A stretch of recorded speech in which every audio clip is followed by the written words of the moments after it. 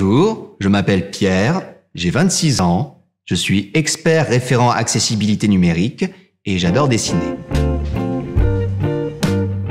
Je suis autiste à haut niveau de fonctionnement.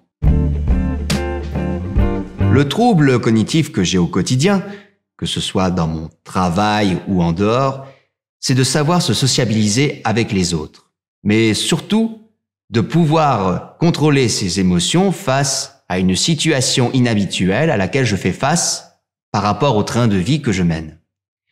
Quand j'effectue par exemple un processus allant d'un point A à un point B, je peux être confronté, et ça c'est la problématique majeure, à un changement auquel je n'aurais pas été préparé et ou que je n'aurais pas pu anticiper à l'avance, qui pourrait être susceptible de bouleverser le programme que j'ai planifié.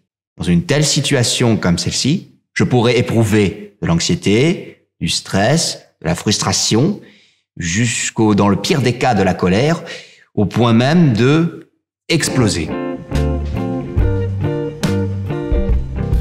Oui. Par exemple, quand j'effectue un autre processus allant d'un point A à un point B, j'aimerais que l'on m'apporte des indications explicites et claires afin que je puisse réaliser correctement les étapes de ce processus.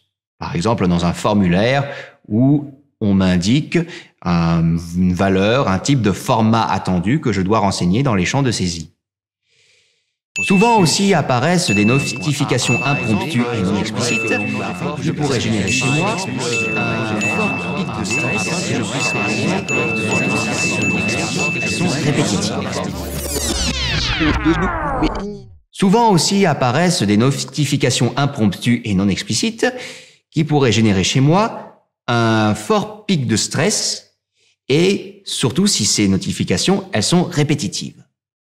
Les sites, pour moi, qui ne sont pas accessibles sont généralement les sites où il y a des notifications qui apparaissent de manière constante, des formulaires qui ne sont pas explicites comme l'absence de la mention obligatoire, mais le plus souvent, et ça vaut pour tous les utilisateurs sur le spectre de l'autisme, des contenus en mouvement perpétuel qu'on ne peut pas arrêter. Des carousels, des bannières qui défilent, des vidéos en autoplay et en boucle, mais aussi des images extension GIF. Eh bien, pour moi, un site accessible, ce serait d'abord d'utiliser Adblocks pour arrêter les pop-ins et les pubs, mais ce serait surtout de indiquer des renseignements explicites et clairs afin que je puisse consulter un contenu sans rencontrer une gêne qui pourrait me perturber.